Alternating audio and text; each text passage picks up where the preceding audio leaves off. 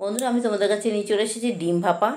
এই ডিম ভাপার রেসিপিটাই তোমাদের সাথে শেয়ার করছি। পুরো ভিডিওটা দেখো কিভাবে আমি বানিয়েছি, পুরো ভিডিওটা দেখবে। তার জন্য আমি ডিম নিয়ে নেবো। এখান থেকে আমি 3টে ডিম নিয়ে নিচ্ছি, বেশি ডিম করব না, আমি অল্পই করব।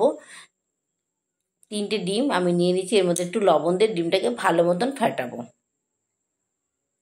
এর মধ্যে দিয়ে দিলাম একটু বেসন, গলিয়ে দিয়ে দিলাম আমি।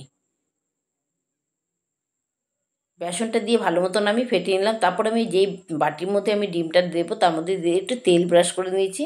দিয়ে আমি ডিমটাকে ঢেলে এবার আমি একটা গরম তাওয়াতে গরম জল বসিয়েছি। সেই জল বসিয়ে এর মধ্যে আমি ডিমটা দেব।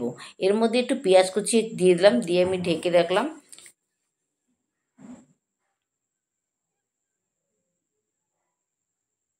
দেখো হয়ে যাচ্ছে আমার ডিমটা। এবার আমি পিস পিস করে কেটে নিচ্ছি।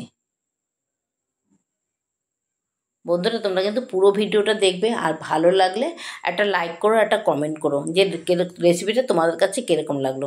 ডিমটাকে আমি আগে ভাপা করে তারপরে আমি ডিম ভাপা বানাবো। এবার ভাপার জন্য দিলাম কালো সর্ষে, সাদা সর্ষে আর পোস্ত। এটাকে আমি শুকনো অবস্থায় একটু গুঁড়িয়ে নেবো। এবার হয়ে গেছে শুকনো অবস্থা গুঁড়িয়ে। এর মধ্যে দিলাম একটু পেঁয়াজ, একটু রসুন, একটু আদা আর তোমার কাঁচা লঙ্কা, একটু লঙ্কা লবণ দিয়ে আমি একটু জল দিয়ে এটাকে পেস্ট করে নিচ্ছি। হয়ে গেছে। এবার আমি একটা যেই বাটিতে ভাপাবো সেই বাটিতে পেস্টটা ঢেলে নিলাম। দিলাম একটু হলুদ পরিমাণ মতন, আর একটু লবণ দেবো, আর সর্ষের তেল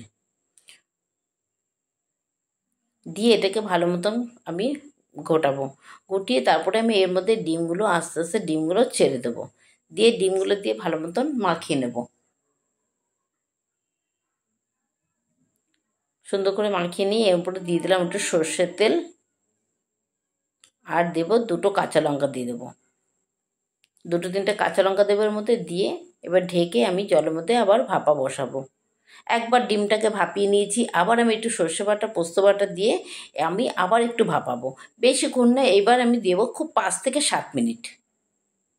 আমার কিন্তু ভাপা হয়ে গেছে, এবার আমি নামিয়ে নিচ্ছি।